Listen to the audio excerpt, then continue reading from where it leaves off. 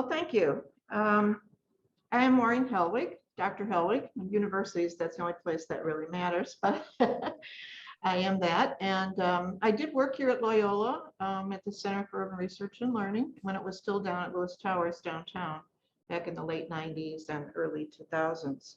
So it's good to be back. And I hope that you will find a story that I have to tell you interesting. And this is, I'm here to share a Chicago story. It's not just about one agency, but really how it fit in the context of the city. So the story is about the birth and growth of Erie Neighborhood House. This agency is located in Westtown. If you pay attention to community area maps, it's number 24, but it's a neighborhood that's just northwest of the downtown. I will tell this story in the context of the settlement house movement before, during, and after Hull House and Jane Addams. My view is that the settlement movement was a faith-based movement, not necessarily church-based, although churches were involved, nor was it religious, but rather, as Eleanor Stedner describes in her book, The Women of Hull House, it was a study in spirituality, vocation, and friendship. The leader of this movement was, of course, Jane Addams, and it started on Halsted Street here in Chicago in 1889 at a place called Hull House. However, as a deep admirer of Jane and aware of the many books written by and about her, I felt it was time for the story of a place that was influenced by her and has actually surpassed Hull House in its longevity. And this is the story of Erie Neighborhood House that started on Erie Street. That's how it got its name. We used to have people at Halloween that said, oh, this is the Erie House. It was in double E-R-I-E. No, Erie Street, named after the lake, which again, as I said, is just northwest of the downtown. And Erie House was actually doing some of Jane Addams' work 19 years before she came on the scene. This work was welcoming immigrants and starting them on their path to success, not by denigrating their foreign culture, but by celebrating it.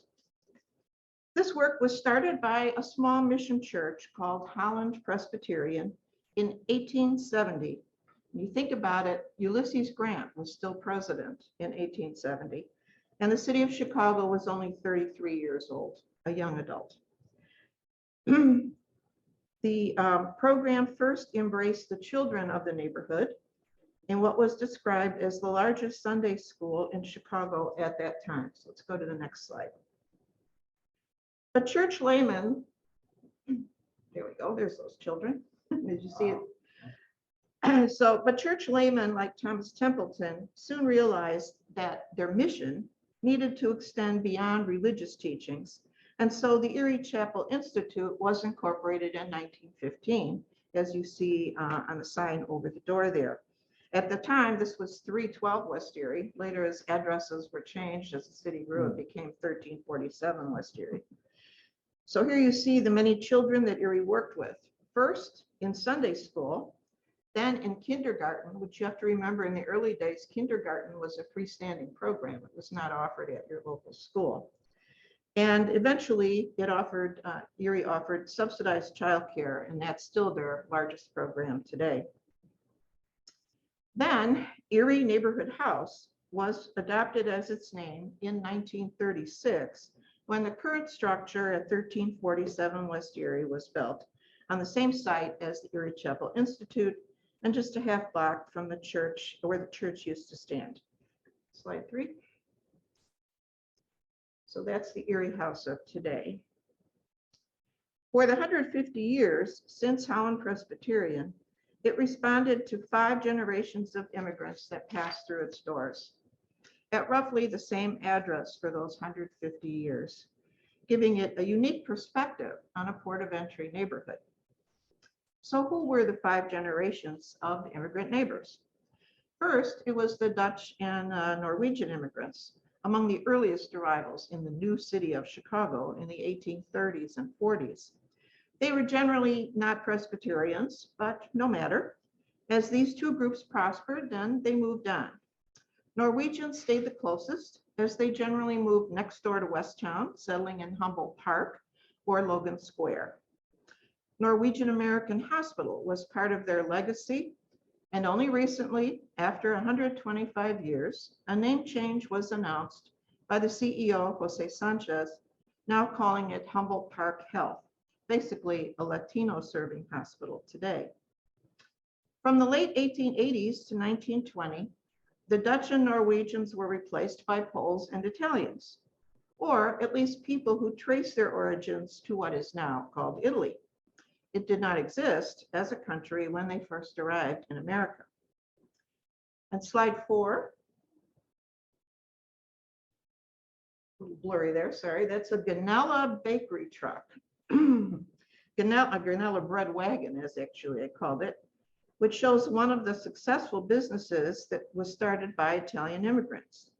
You may well have had Ganella bread with your pasta at your favorite Italian restaurant, as the company is alive and well today. And the next slide is a picture of a woman we called Mom Savino, who first came to Erie House when it was still the Erie Chapel Institute in the 1920s. She and her husband both got jobs at Erie, but also volunteered for many hours beyond their work time. I met her at Erie in the 1960s, when she was already an institution of Erie House for more than 50 years. For the most part, these Italians were Catholics, as were the Poles, who also came to Erie, followed by immigrants from Latin America. Eventually, there were more Poles in Chicago than in Warsaw. There is one of the first, here's one of the first churches they built in Westtown. Next slide. Called St. Stanislaus Kostka, and it's located just about 8 blocks north of Erie House. So to understand how close these places all were, and while the pocket of Polish immigrants might have gathered around this church, Erie was less than a mile away, so they still found it. The church still stands today, minus one tower, but the old school building pictured next door was replaced by a more modern structure in the 1950s. Puerto Ricans started arriving in the 1950s, among the first immigrants to fly to their new home. Slide 7. Here are some people landing at Midway Airport, the only airport back then. There was no O'Hare as yet. They first settled at the south end of Lincoln Park, which you all think today is a ritzy neighborhood, but it didn't start that way. This is the neighborhood actually where former Congressman Luis Gutierrez lived until his parents decided to move back to Puerto Rico when he was about 15. He returned to Chicago as an adult, and by then settled himself and his wife in Westtown, the successor neighborhood to Lincoln Park for Chicago's Puerto Rican community. The Gutierrez family was a good example of what Gina Perez has called in her book, the va-et-ven, come and go pattern of Puerto Rican migration. You know, if you have to fly all the way back to Poland, that's a long way to go. But from Chicago to San Juan, not so much. Yeah. Then Mexicans, like Virginia Moreno, were already in the neighborhood and connecting to Erie House by the 1970s. But the floodgates opened for Mexican immigrants following the so-called amnesty order issued by President Ronald Reagan, of all people, in 1986. While it was called the Immigration Reform and Control Act, the result was just the opposite of control. The plan was to grant legal status so that no more Mexicans would come without papers. Instead, by 2000, there were more Mexicans living in Chicago and Cook County than in Houston and San Antonio. Mexican immigration to Chicago eventually surpassed the previous record-breaking Polish immigration I already mentioned. And here's a photo of Mexicans in their class to learn English. Don't ever let anyone tell you that immigrants don't want to learn English.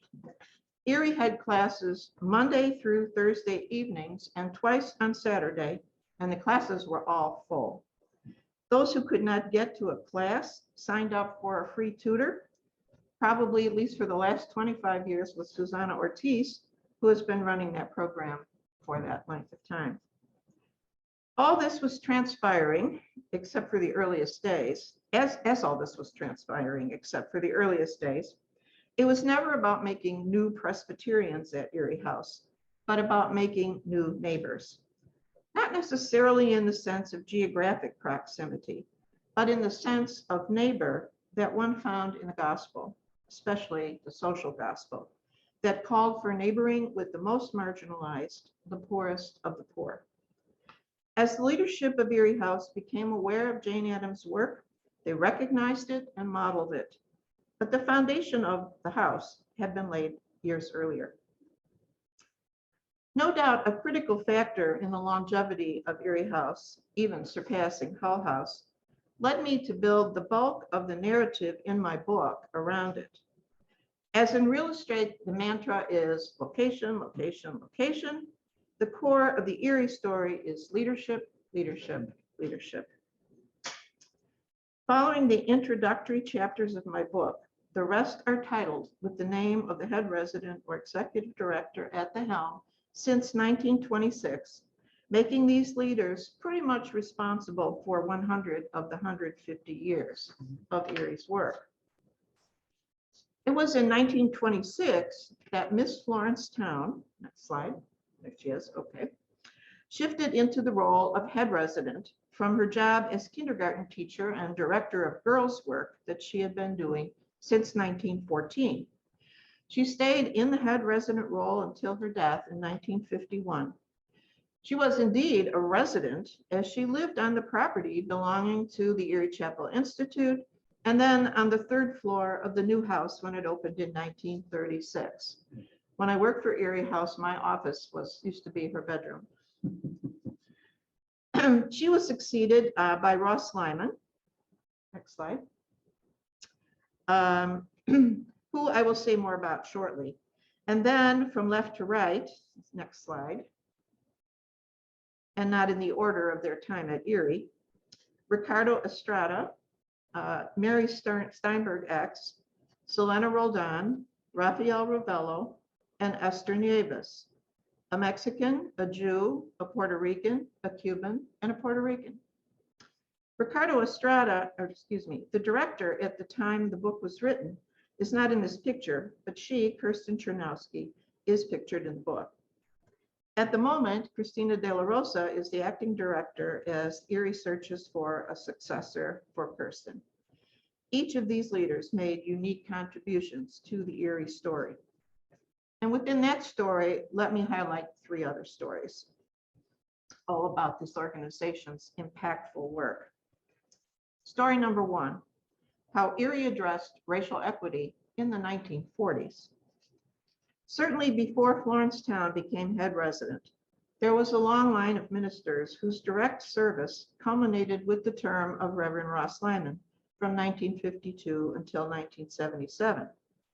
And church services continued until 1968 at Erie in what was known as the chapel on the second floor of the east wing of the structure they built in 1936.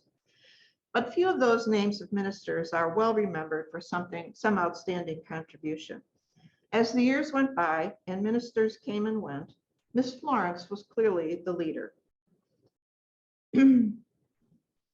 As one Erie participant who did attend services at the chapel noted, at the end of the Sunday service, 2 lines formed at the rear of the chapel, one to the minister and one to Miss Florence. Hers was always longer. But inspired when he heard Miss Florence speak at North Park Seminary here in Chicago, the Reverend Doug Cedarleaf would be an exception to the rule.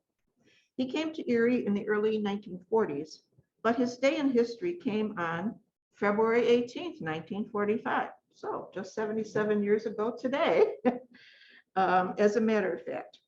He and Miss Town heard about how one of the first Black families that had moved into the Erie neighborhood, John Strong's family, had been threatened with rocks thrown through their windows in an effort to get them to move out. With the Strong family in the pews, his sermon that Sunday was Vandalism on Thrift Street. As he passionately confronted the racially motivated violence directed at the Strong family, he called upon members of the congregation to love their neighbors as themselves. And then, He invited them to get up and show that love by escorting the family home. The march to Throop Street, next slide. The march to Throop Street. As they walked to Throop Street, perhaps 50 in number, they sang "Lift Every Voice and Sing," later to become an anthem of the civil rights movement. They carried signs that said, "Christianity means love your neighbor," and signs that said, "Democracy means liberty and justice for all." The next day, they were on the front page of the Chicago Tribune. This all transpired 10 years before Rosa Parks refused to move to the back of the bus on December 1st, 1955. From 1945 to the present, Black lives mattered at Erie House, right along with the immigrants. Story number 2, from pop-up clinic to Erie Family Health Center. In 1957, Carmela Genova Jacob, an Erie House participant and a cancer patient of Dr. Snyder, shared with him her love for Erie House, the good work it was doing, and what she noticed as a volunteer and neighbor as a lack of access to good health care. With Dr. Snyder's help and the Erie's capacity and sense of mission, the idea of a free clinic was born in 1957. So there's Dr. Snyder. Dr. Snyder's on the left, that's Sally Lundeen, nurse practitioner in the middle, Reverend Richardson, who was the associate director of Erie House, and Reverend Lyman on the right, who I've mentioned already was executive director from the 50s until 1977. Eventually, medical residents from Northwestern Medical School interned at the clinic and learned to understand the value of community-based medical practice. Nurses joined the doctors, and eventually the concept of nurse practitioners emerged as the primary mode of the healthcare service. For just about 30 years, the clinic popped up in a few back rooms at Erie House a couple nights a week, and then tucked itself away to return space to other Erie programs during the day.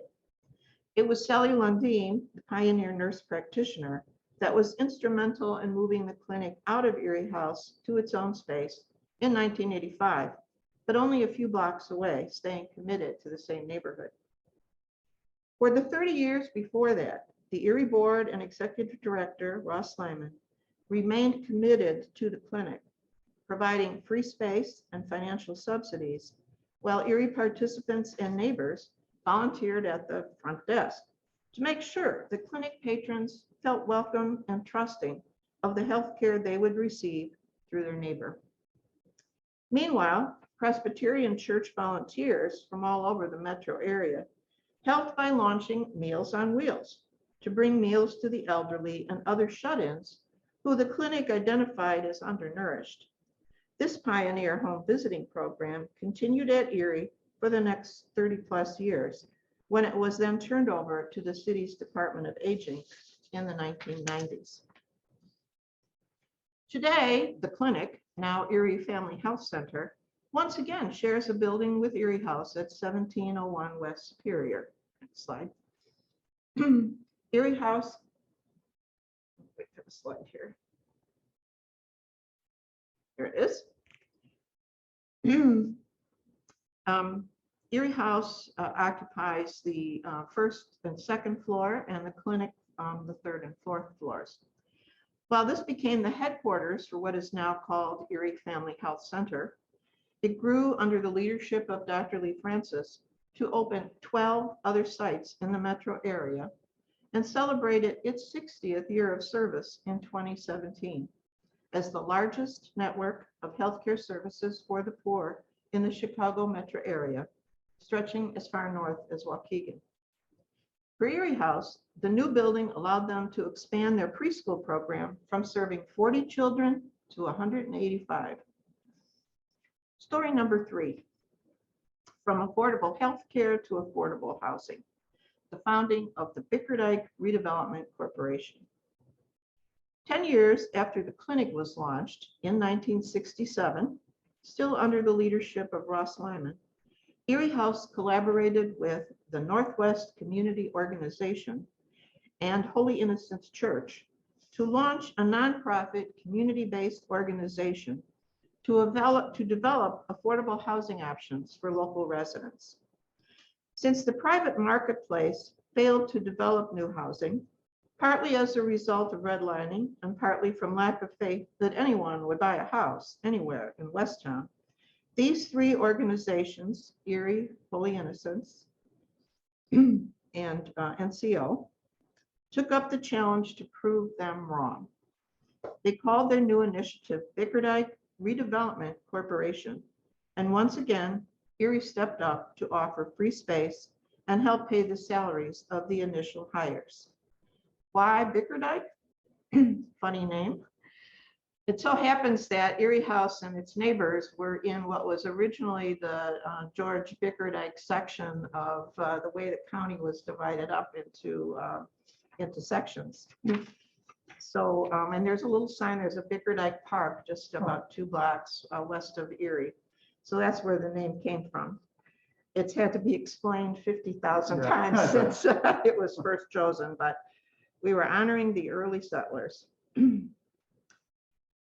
So eventually, Bickerdike figured out how to build housing and still maintain affordability in this hostile environment for 2 reasons. First, community organizing, fully and financially supported by Erie House, kept the pressure on local banks to stop redlining and make mortgages available locally. BRC Bickerdike secured its first mortgage in 1968. But if NCO, Northwest Community Organization, had not come into being in 1962, it is doubtful there would have even been the opportunity to have a Bickerdike. Together, Catholic churches and Protestant settlement houses took Saul Alinsky's model for community-based control over a neighborhood's future and used it to keep the wrecking ball of urban renewal, always a funny word when you're playing tear stuff down, kept the wrecking ball of urban renewal away from Westtown in the 1960s and again in the 1970s when the Chicago 21 plan threatened to tear down the Erie neighborhood one more time. Among the Protestant-based settlement houses active with NCO, Erie House was preeminent. In the next slide, we see Reverend Lyman speaking at the NCO Congress. This Congress was an annual membership meeting to set the next year's agenda. In its first year, Ross Lyman was the master of ceremonies. On the Catholic Church side, Holy Innocents Church, just 2 blocks from Erie House, was home to 2 consecutive activist pastors. Father Tony Janiak shared co-founding honors with Reverend Lyman, co-founding of NCO and Bickerdike. Following him, Father Edward Pajak kept Holy Innocents Parish engaged in the fight for affordable housing and the founding of Bickerdike.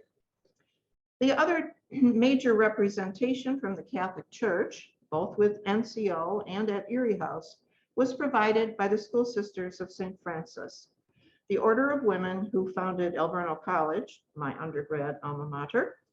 From the Second Vatican Council forward, women in religious orders were characterized by a popular book at that time called The Nun in the World. No one took that more seriously than the sisters at Santa Maria Adolorata, who taught at the parish school located on the next street right behind Erie House. Their leader was the school principal, Sister Antonelda. She is pictured here. Next slide. That's Father Janiak. There she is. Let's see. Their leader was the school principal, Sister Antonelda. She's pictured here in the mid-1960s, speaking at, what else, an NCO community meeting. Sister served on the boards of Erie House and NCO. The sisters, plural this time, mission, to teach children during the day and show up at community meetings at night to fight for their neighborhood, for their children's neighborhood. And the next slide, here she is coming out of the mayor's office after 1968. New habit for Sister Antonelda, new name, Sister Marion, same old mayor, Richard J. Daley, who you may know was mayor for more than 20 years. While community organizing saved the neighborhood, The second part of Bickerdike's success came through government programs. To make those mortgages more affordable, Bickerdike was able to use something called Section 235 of the National Housing Act of 1968. This made federally subsidized home mortgages available in the city. Previously, they had only been available in the suburbs, which explains the growth of suburbs versus the city. They were drawn out by the attraction of low-rate mortgages to subsidize their homes. Well, finally now, this becomes available in the city as well. In the next photo, we see groundbreaking for one of the first Bickerdike homes. Father Pajek that I mentioned, the pastor of Holy Innocents, is on the far left as you look at the screen. Next to him are Juan Sierra and Jack Irving, representing NCO. And on the far right is Reverend Lyman from Erie House. This was indeed an ecumenical and multicultural endeavor in the Erie House tradition. The next slide, you'll see one of Bickerdike's first homes in the 1400 block of West Erie, just one block away from Erie House. So the agency that worked hard to get this program saw the fruits of their labors just a block away. Now, some people complained that this was kind of a suburban looking house in the middle of a Victorian neighborhood, but hey, for the people who were able to have a new house for the first time, they thought it was fantastic. Eventually, Bickerdike built and sold a little over 100 of these Section 235 homes. Following that success, it was apparent that rental housing was also needed for the lower income residents that could not even afford a 235 house and/or were really not ready to become homeowners. Another federal program would help here as Bickerdike took up the task of developing so-called Section 8 housing with subsidies to keep the rents affordable. Initially, Section 8 could be used to actually subsidize the construction of the housing. Later, it was limited only to certificates for the renters, which, as far as I'm concerned, was a mistake, but that's what happened. But at least people had certificates to help them pay the rent. So Bickerdike could build these new structures, and I think the next slide will show one of those, or show a cluster of those. There they are.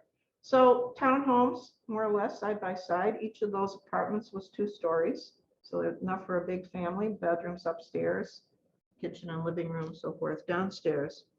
And this particular cluster of Section 8 is, again, just a block from Erie House on Huron Street. And so, so it was clear for people to see how Erie House had played the role, and saw the housing happen right next door across the street from them. And after the success of that program, then Bickerdike moved on to rehab existing apartment buildings and offer updated apartments in those buildings to holders of the Section 8 certificates when they couldn't use Section 8 for the construction anymore. So as Bickerdike marked its 50th anniversary, you notice we have a lot of anniversaries here for agencies and organizations that Erie House helped start. So you could say built to last, I think that's somebody's slogan. Anyway, as Bickerdike marked its 50th anniversary in 2017, it owned and managed hundreds of units of quality, affordable housing and has not stopped developing more. The latest of their efforts being a transit-oriented development of rental housing in Logan Square. For about the last 25 of its 50 years, it had its office at 2550 West North Avenue. The slide should be coming up. There it is. Been there 25 years up on the 2nd floor. And since then, they've taken over a corner store next to them for meeting, you know, for a Bickerdike Apartments rental office and so forth. So it's become a little kingdom there of Bickerdike on the corner of North Avenue and Rockwell. And also for the last 25 of its 50-some years, it has been under the leadership of a Cuban woman by the name of Joy Arrogete. In the early 2000s, as Erie is now entering its 3rd century, Erie House ventured into a new community. On a community areas map, it is called South Lawndale. But as the neighborhood transitioned from European to Mexican immigrants, it became known as La Villita, or Little Village. And on the next slide, there's the grand entry that was built I think they're now landmarking that gate, or that's the effort in hand. So bienvenidos, a little village. Since 2004, Erie House has worked from the convent building of Epiphany Church at 4225 West 25th Street to be close at hand to serve the Mexican immigrants who live there. Service began with English and citizenship classes for adults. Eventually, a computer lab was added, and also classes to teach people how to use the computers. And finally, an after-school reading program for children, followed by a state-funded array of counseling services. So this definitely became a very well-functioning, important satellite of the Erie House on Erie Street. In 2005, under the leadership of Erie's Executive Director, Ricardo Estrada, Erie launched the Erie Elementary Charter School in East Humboldt Park. So there it is. This is located in the old St. Fidelis Catholic School, interestingly enough. And then as you can see to the right, they built an additional wing as a lobby and offices and so forth. And of course, once school was established, then Erie also offered after-school program services on the premises. Until more recently, this program moved to a nearby public school that had more space because it serves multiple schools. It serves the Erie Elementary Charter School, but also Jose de Diego Community Academy and Sabin is another school. Schools are, sometimes when I walk the neighborhood there, you bump into a school every couple blocks and you think, my, there's a lot of schools. But then you remember how densely populated this area was with immigrants when all these schools were built. They were needed and they were full. Yeah. Not so much these days. Principals fight for enrollment, you know, who's going to come to my school versus the other one. So, but at any rate, this charter school was added, and partly because at the time, I think since then, a number of the local public schools have gotten much better. They have improved their ratings. But at the time, we wanted to offer an opportunity to children who were used to excellent preschool. And then often their parents were very disappointed with what they found at the local public school. So this became an opportunity for some of them just to continue on the Erie House relationship and go to Erie school. But so this is, you know, I think I just wanted to make clear that in all the centuries that Erie House has been in existence, it's been active, it's added new programs, it doesn't stop inventing things, as well as serving the populations around it. In fact, we were joking the other day about when we were going to have to start offering programs in Afghan, in Farsi and Pashto and Dari because of the Afghan refugees that have come to Chicago in large numbers. They haven't arrived at Erie's door yet, but who knows? Yeah. So all of this brings us really to the celebration in 2020 of Erie House's 150th year. And as one of the directors, Rafael Ravello, used to comment, you know, the angels watch over Erie House. And we felt that very strongly when in the very week that Erie had its 150th anniversary gala and raised over $150,000 that night, the entire country shut down about 5 days later as the pandemic became quite evident and quite serious. So we got it in before the pandemic struck. And so Erie House keeps going. And if you would like, there's a copy of the book sitting on my dining room tablecloth, it looks like. The book is available through the publisher, mipj.org, which I'm sure none of you have heard of, but you can also get it on Amazon. You can get it through Barnes & Noble, and you can also download it on Kindle. So thank you for listening, and I welcome any questions that you might have.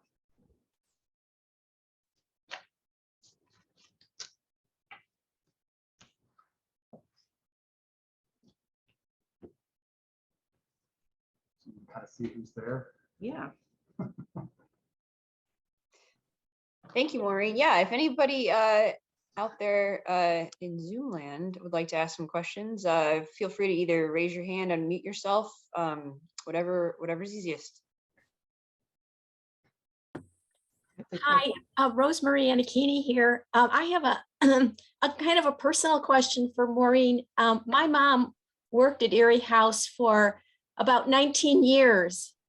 And I mean, it was a part of her life. She loved it. She started out as a volunteer and then she got hired in the preschool part-time. This was after she retired from her regular job. And Tell me her name again. Tell me her name.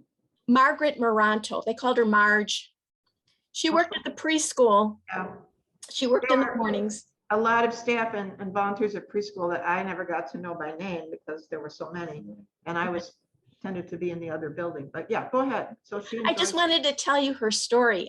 She was a single mom who raised 3 children. Mhm. And when she retired, she kind of felt lost. She wanted to give something back. She didn't know what to do. And she was very community-based, had raised in Santa Maria del Rata Parish.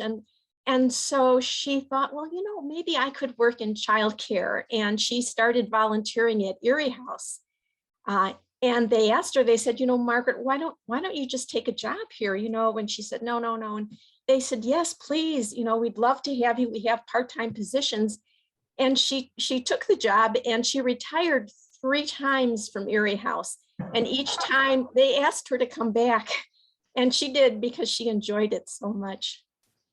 That is such a good story to share because that's the essence of Erie House. Yeah. People find it hard to say goodbye.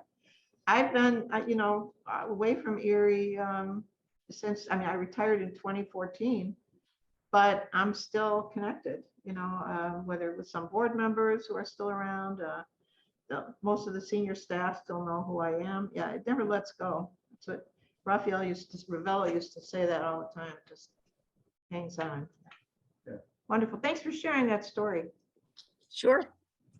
And those kind of stories come up. I got on the elevator at the Chicago History Museum. It's where I was the Erie files. Fortunately, Erie leadership again was smart enough at some point as they kept finding boxes of stuff to send it to the Chicago History Museum to be in the research center or be available through the research center. That's how I was able to write this book. So many of those files were right.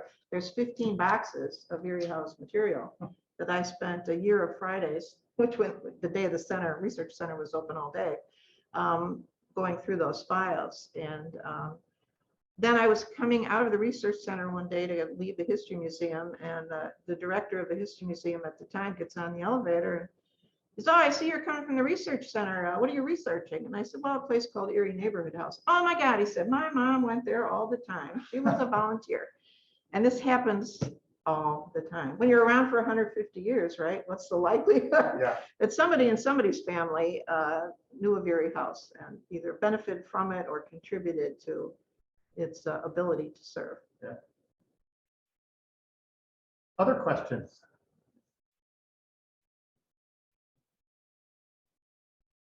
Joe, go ahead.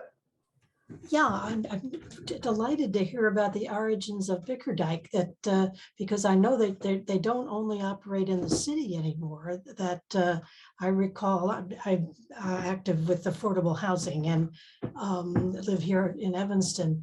And I know that when they've partnered with affordable housing efforts here in the suburbs as well. There was the Attorney General's settlement with the banks a few years back, where there was a lot of funds available for affordable housing, and Bickerdike partnered to help. I think we had I don't know, it was several $1 million. And the organization I'm on the board of here, Community Partners for Affordable Housing, we got quite a few units of affordable housing here in Evanston, and Bickerdike was a partner in doing the rehab on a lot of units. And so they were very helpful. So they've spread their wings quite Yes. a ways. Yes, and But I never knew the origin story, so thank you so much. They do have that strange name. that's right. That good old, just walk down Erie Street, just west of Ashland, you'll see the or not Erie, Ohio Street. Actually, it's on Ohio, right next to what's Otis School, and is that little George Bickerdike sign? Oh. George Bickerdike Park, yes, and Yeah, and I think I appreciate your comment about Bickerdike because I just recently connected them with an organization called Build Each Other Up that's working with our church. The church I belong to is Old St. Pat's in the West Loop. And we've been supporting programs in North Lawndale. And so this group of gentlemen who formed this group came in to do some housing. And they first were doing rehabs and now they plan to do some new construction. So they were looking for advice, you know, so I set them up with a meeting at Bickerdike. Yeah. And, you know, they looked around all the pictures on the walls in Bickerdike's conference room of all the projects that they've been behind. And I'd like other nonprofit groups, you know, who are involved in housing to know that there's a grandmother out there Yeah. Yeah. who has the wisdom as grandmothers do. Yeah. Questions in the chat? Other questions, anything? Nope. Question. Thank Yeah, you. go ahead. I thank you so much for your presentation. So towards the end of your presentation, you mentioned like one of the TODs that the Bigger House is doing.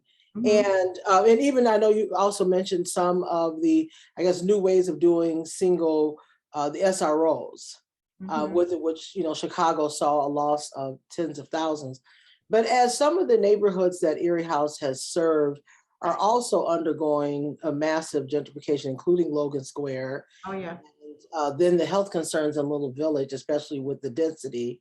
Is Erie House seeing itself as taking on an additional role of not just looking at like housing and services, but displacement and how to work with the city or against the city to help slow up that level of displacement that is happening in Yeah, the I community? mean, you could say Erie House has been worried about displacement from the first Bickerdike house that got built. I mean, they weren't thinking of it that way then. But, you know, it's the constant dilemma of a neighborhood that works hard to improve itself, to make it livable, and then it loses control as an area begins to gentrify. Because of course, once you make it nice, then other people with more resources want to come and take advantage of that. And the one thing I really feel is so important though about what Bickerdike did is I walked through the neighborhood I live in now, Wicker Park, which back in the 60s, we had a community meeting in Wicker Park at night, people asked if we had someone to walk us to our car because Wicker Park was tough. And of course, now it's considered, you know, an elegant upscale neighborhood. But on the other hand, you know, because Bickerdike was able to build those Section 8 apartments, and there are many throughout Wicker Park, low-income people get the opportunity to live in a neighborhood with some amenities instead of, you know, where they often are relegated to because of lack of resources. So yes, the neighborhood gentrified, but because of the, you know, work and wisdom of places like Settlement Houses and like Bickerdike itself, low-income people have an opportunity to live in some nicer neighborhoods. There's a hand up. Christine. And hi, Maureen. It's great to see you again. Oh, hi, Chris. Yeah, how are you? Pretty good, pretty good. You know, when you were talking, I have so many questions, but I'm just going to concentrate on two. Sure, pick a couple. About, you know, the partner, you know, besides the incredible leadership and continuity, the partnership with the Northwest Community and so which was in some ways the muscle, the protection on some levels. Oh, absolutely. No, I mean, those banks never would have given a first mortgage if somebody, we used to go, I remember one action I participated in. We all got a big bag of pennies and we went into the lobby and we let the pennies roll all over the lobby. And people were picking up pennies and chasing around. The whole bank was in an uproar because we were trying to get a meeting with one of the vice presidents to talk about the mortgage situation. We got the meeting the next day. It was like, don't come back. Yeah. And so I laugh because I mean, there's fun. There has to be fun in some of this. You know, it's about serious stuff, absolutely. But there's also a fun element of disrupting, you know, the powers that be and making them upset and nervous. So I'm sorry, Chris, what else? Go ahead. I mean, so is that part, how does, is there a partnership now? Is it still with them? Is it with another organization? How does that Well, work? you know, I mean, much of the area has gentrified, and Northwest Community Organization basically shut down in, I think, 1992. You know, the work was done. On the one hand, you could say the work was done. On the other hand, there was just not an opportunity to do that same kind of stuff anymore. So NCO closed. I mean, I think the main, you know, connection these days is just to keep, you know, to keep Bickerdike alive, you know, support them, show up at their events. I mean, that Erie House would do this so that they can continue to build affordable housing. That's, you know.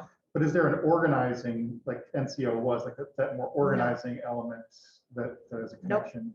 Yeah. No, everybody's on their own, unfortunately. You know, the other thing I was thinking of is, and this is from my more recent, obviously, knowledge of Erie in the last 30 years, is the incredible network of leadership of that stayed in the community, but also went outside the community. You know, both into city government, into other nonprofits and stuff like that. And I'm, you know, because it seemed to be a real training ground for city leadership. Yeah, absolutely. Rick Estrada for a while was a deputy commissioner for the Department of Planning, I believe, and or maybe it was housing, one of those. And Selena Roldan now heads up the Red Cross office for the Midwest. And Rick's over at yeah, Metropolitan Family Services. Yeah, right. So he now runs a much larger agency that provides social services. Just trying to think of others. Well, Rafael Ravel's retired in Florida. Nice place to visit him. Well, he has cousins and family down there. He's Cuban, so yeah. Florida was the initial home for a lot of his family. But it is a remarkable, another thing, Christine, I would add is it's a remarkable stability. I mean, for a nonprofit, the turnover has been, I mean, it has not been as bad. I mean, we're close. I wouldn't say it's bad at all. I mean, people have smooth. stayed. Yeah. And yeah, I think that's why I said the leadership, and that's both really the paid staff, but also the board. We've had an extraordinarily faithful board, you know, from their Presbyterian roots to now other business people, but who are fascinated, frankly, by this. What do you mean, 150 years? That couldn't be. Yeah. You know, it even struck me when I sat down to do some of the writing and to connect it with Chicago and U.S. history. You know, 1870, Ulysses Grant, you know, I mean, all of us when we were kids studying American history, Ulysses Grant was way back there, you know, right after the Civil War or during the Civil War. And he was still president when Erie House started. So you can imagine, it was, and always, you know, reaching out to serve children, but also admiring how they modified that over the years, you know. I mean, it started as Sunday school, largest Sunday school in Chicago, according to the Presbyterians anyway.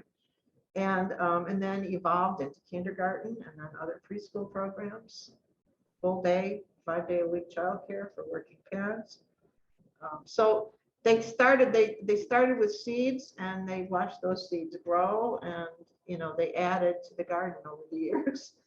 You know, one of the ways in which they adapted, in my experience with Erie, which does not go back 150 years for the record, but was with the technology, with labs, tech labs, and the way in which they integrated that. It wasn't a standalone, but you know, really solid leadership of weaving that into whatever the program was, serving young people, serving after school, serving, you know, elementary age, whatever it was.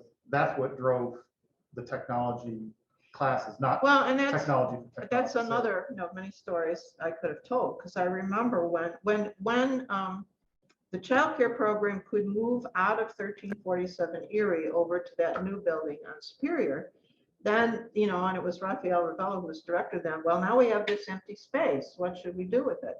And the idea came to start a technology, set up a computer lab Right. that would be open to the community, because back then, I mean, now many more people have their own laptops and tablets and so on.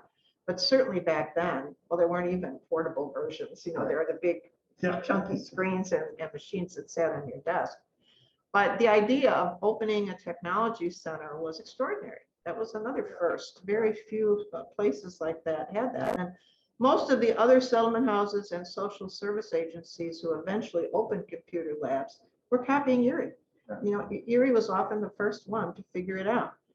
Raphael Ravello used to call it technology, the third language that we have to learn. You know? We mastered English, now we got to learn technology. And yeah, and it was available to the youngest children, you know, getting them. So they knew about computers before they went to school. And their parents could come, you know, they learned how to send photos of family back to Mexico on the computer. And, you know, it was great. Yeah, and so when we moved or opened our satellite programs in Little Village, that was one of the first demands, you know, English class #1, computer class #2. Yeah. Because as I said, it's the third language. And for most of the jobs, I mean, you can't even sign up to apply for a job Right. in a lot of places, and you know, back then without going to a computer and Right. you know, filling out your application. Right. So for them to, for the immigrants to feel confident they could do that, you know, when someone said, well, go fill it out on the computer, oh, okay, you know, they knew it, and that was a huge advantage. Yeah. Other questions or stories or? Yeah. What programs you'd like to hear about? Pretty much the Erie House of today. I mean, in a sense, the basic programs have not changed. You know, you work with children, preschoolers, and so parents can work. I mean, that's really what it was always about. It turned out it was even a benefit for the children themselves, because they were better prepared for school by having the preschool experience at Erie.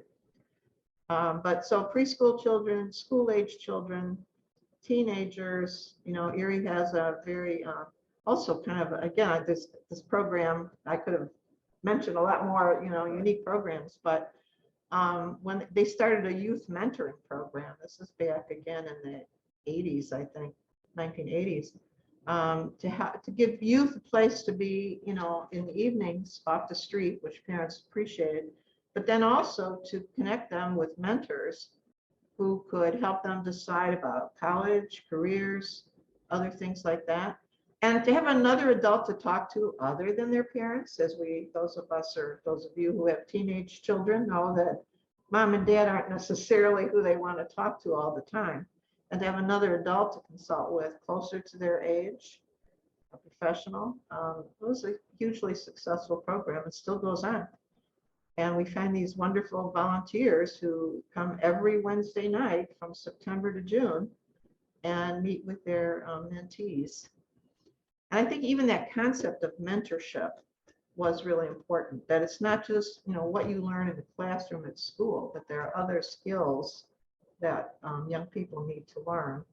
And Youth Options Unlimited was the way to do that. You know, one of the fascinating things, I'm sure it's true maybe with some other organizations, but again, when you talk about 150 years and the longevity of Erie, and also being a neighbor and family, how many former youth have moved on to become members of the board when they? Oh, I'm sure I You know. can't name them all. Nick Guzman is my favorite. Exactly. Because That's what I was he's thinking of. currently the president of the board of Erie House. And he was in the Youth Options program. And his sister worked there, so she told him, you know, you should come to this program.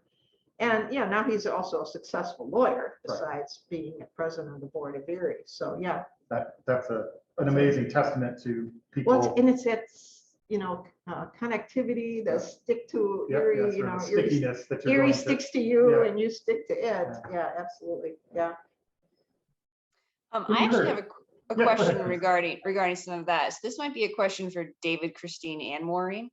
But if you could speak maybe to, I know not necessarily because I've been working on projects, but I know that Curl and Erie have worked on many research projects over many years. And is it fair to say that Erie was one of our first partners, David and Christine? Early, yeah, certainly one of the early ones, and even before Policy Research Action Group, Craig. Yeah. But yes, yeah. Mhm. Yeah, so I you was know, just, wherever I work, I make sure whatever resources that place has gets connected to Erie if Erie needs it. so yeah, if you all could speak to maybe some of that stickiness of that relationship of what Curl and Erie has had over the Yeah. years. There's been so many projects. It's funny, Teresa, because we have one now out in Little Village that's been going on, and it's by Curl terms at 25 years, a newer staff member. That is to say, not like yours truly or Christine, who's been here for all the years. Yep. And so it's a new relationship for her and for the staff member at Erie, but it's fun to be able to sit in there and say, well, actually, Curl and Erie partnered 23 years ago on the Spirit of Chicago, Chicago Spirit Award that Sarah Lee Sarah Lee, yeah. Foundation at the time gave out. So yeah, lots of different projects around technology, around early childhood education that was more than a decade. Christine, what am I missing? What other projects did we? Well, the one that strongly comes to mind, and I'm not sure if this was before I was at Curl or if it blended in, because I used to work at the Illinois Caucus on Teenage Pregnancy, and did some work that had to do with the young women coming into the clinic. And experiences that the nurse midwives were having with them. And especially at that time, there were a lot of, not a lot, but a significant number of people using their services from the Middle East, and the whole question of these young women and sort of rights, and in some cases forced marriage. I mean, there were just, it was, that it wasn't just a clinic, that it got involved, and straight health issues, but all of the social and economic issues. Well, and I think that's the important thing, that the roots of that clinic were a settlement house, Right. not a hospital or the, It shapes your DNA. American Medical Association. It affected, how they look, and what I thought was really great is, and this were some of the students, medical students from Northwestern, again, they felt they learned so much by coming to Erie. Not only did they offer their medical skills, but they learned a lot about community. And I don't have any, evidence, but I hope some of those, became doctors, stayed in community type practice instead of always wanting to become a special brain surgeon or something, and they got to see some, what should I say, diseases and things that they wouldn't see just from ordinary patients at Northwestern Hospital, or would not have done from the immigrant community. The other two things, is again, there were two other issues. One issue is that at Curl, we were very involved in a homeless program called CHIPS, which was looking at programs to provide housing for people who come out of the hospitals, and it was experimental program. But the chief researcher of the program either was or became the medical director at Erie. David, the director there now is Dr. Lee Francis, but right, and I know Lee, but this was okay. I'm doing my senior moment. Can't remember. David. I have to reread my own book sometimes to make sure I got the name right. Yeah, it was David Buchanan. Oh yeah. Yeah, and so there was always those connections and being part of that network. And earlier on, there was an endeavor that Erie was in some ways, the health center was the place where the coalition convened, looking at the question of infants, the criminalization of mothers. Infants were born with drugs in the system. And what was the best way to deal with it? And some outrageous laws that were being promoted in Illinois, and bringing in medical experts and having a whole bunch of meetings to create a more just and effective strategy. So those, I mean, those were my encounters with Erie in terms of policy. Yeah. And I think that the, the overlap, and now the fact that the clinic or let's still call it the clinic, the Erie Family Health Center and Erie House share space in that building on Superior has also made it very easy for our participants to get good health care right upstairs. Right. They say, well, oh, I need to get this shot for my child. Where do you think I should go? I don't have a doctor, which is of course not surprising, low-income people. Right. They say, oh, you just get on the elevator and go upstairs. Right. And I think that in its very self enabled, a better healthcare services and therefore better health for the families who came to Erie. Yeah. And then, of course, Erie Family Health Center is far, outgrow its godparent with 12 sites throughout the metro area. I mean, it's huge. Yeah. But always specializing in serving the poor, Right. which is not what the It's medical in their, system. it's in their DNA. It's in their DNA. Good way to put Yeah. it. One of the participants here, Mary Rojak, and I worked on a project that had to do with dental education and bringing bringing services and training people Yep. To provide services to low-income children. And one of the sites that was part of the network that we evaluated was the Erie Dental Clinic, which was one of the most together in the system. Yeah.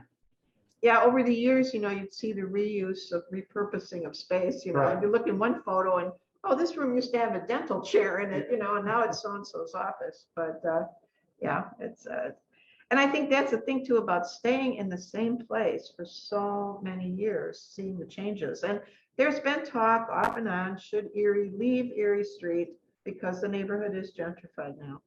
But we found, people travel to get what they know, what they've heard from their neighbor is the best service. I mean, that was true from the day Erie started. If you heard about it and you thought it would be helpful, you made the trip.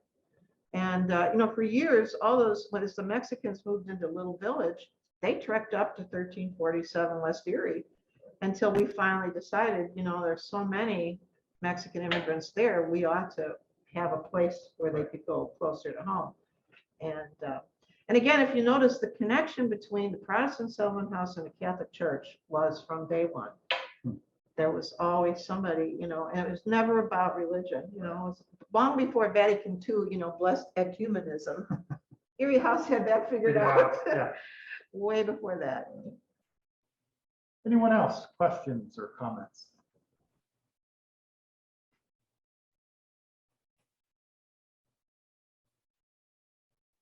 Hi, Rosemary Anakini again. I have a question for Maureen. I'm wondering if this presentation is going to be made available so that people who could not participate today might be able to listen to it. David can answer that for you. Or Teresa, I see you unmuted. You wanna take it? Sure, yes, we are recording it and I can send out a link once I have that up early next week. So yeah, it'll be available on YouTube, so anyone will be able to access it. And then we'll make sure the link for buying the book was also available in the invitation, but we will also make sure that that's prominent on our website somehow. Yeah, I hope some of you might choose to Yeah. take it on and read the whole thing. There's a lot more in here. I never realized, and some of it too is the size of the print. I think my publisher is an older woman too, so she kept that in mind. It's a little bit large. But so it looks like a thick book, but trust me, it goes fast. And you get to see the beautiful pictures of the directors. This happens to be Selena Roldan, who now heads up the Red Cross here. Anyone else? Okay. All right. Well, Maureen, I will leave it to you. Any final words or? Only that if you're looking for a good place to work Yeah. and are interested in serving others who fewer resources than you might have, check out Erie's website. Because of course they're a long time connection to technology, and they have a good website. So go take a look, and maybe you can find an opportunity to volunteer. And as you heard in one of the stories, and there would be many of those, people came to volunteer and ended up working, taking a job at Erie down the road. So that could still happen. Very good. Teresa, any final thoughts from you? No, that's it. Thank you so much, Maureen. This has been really great. Thank you all for participating in our first hybrid experience here. And we'll see. And we'll let you know if we're going to be doing that again. But and I will definitely email everyone with a link to the video and to buy the book sometime next week. And yeah, I think that's it. Thank you so much, everyone. And Maureen, welcome to hanging out in the Curl offices. And David, Yeah, again. thanks for thanks for- taking care of it over there. And thanks for the opportunity. I appreciate it. I enjoyed telling the story.